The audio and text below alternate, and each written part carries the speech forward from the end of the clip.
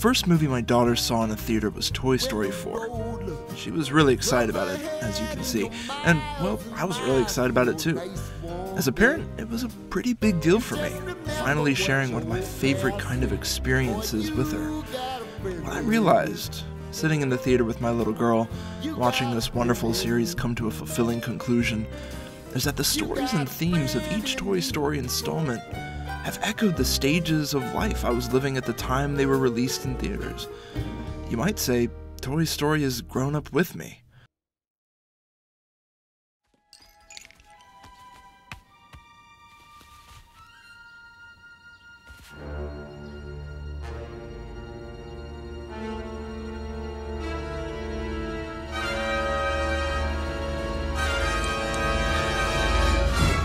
The first Toy Story is one of my earliest and most vivid movie-going memories.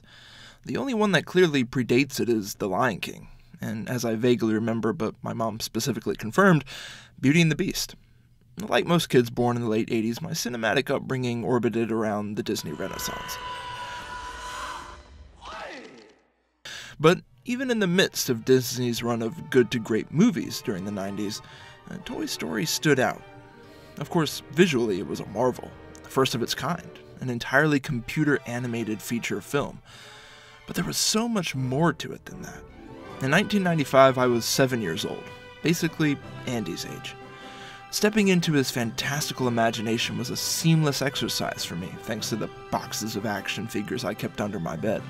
And the story of Woody and Buzz Lightyear forging friendship despite differences, in addition to learning some lessons on selflessness, is just universal. 4 years later in 1999, Toy Story 2 injected some existential angst that was mostly absent from the first film, which safely began and ended in Andy's room, even if said room was in an entirely different house. In Toy Story 2, the idea of impermanence is acutely introduced. This theme is primarily presented through Jessie's heartbreaking abandonment by her first owner, Emily.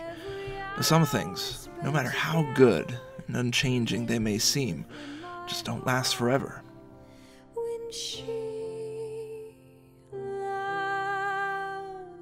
me. As an 11-year-old kid who was making the transition from elementary school to middle school, this theme rang true in a way I hadn't really experienced before.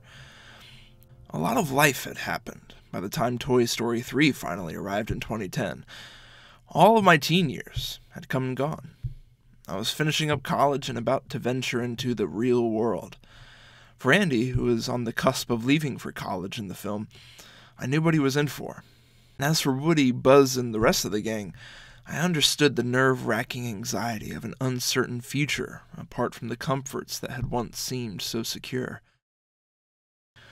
Of course, after heartwarming hijinks, adventure, and, to an astonishing degree, peril, Toy Story 3 ends on a tear-jerking and sentimental note, Andy's toys being lovingly passed on to Bonnie.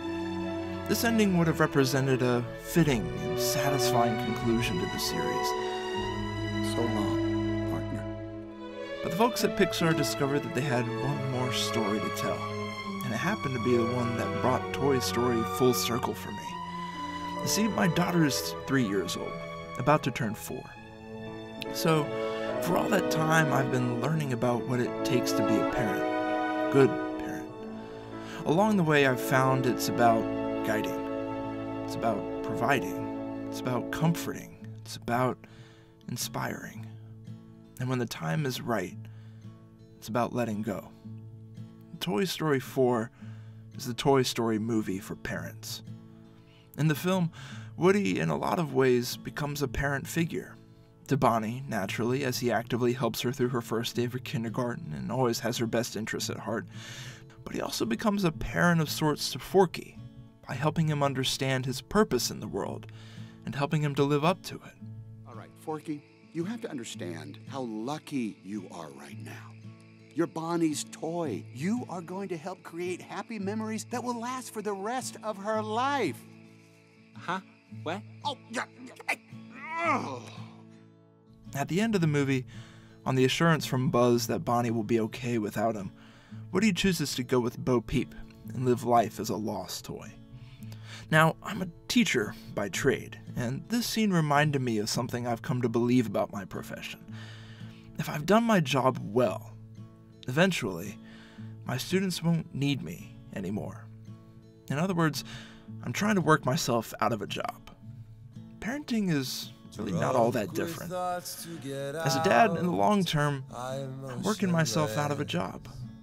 So, after years of guidance, provision, comfort, and inspiration, when I see the compassionate, courageous, and independent woman I know this little girl can grow up to be, I can let go. Because just like Woody, I know she'll be okay. Things could be just fine. You never saw today coming.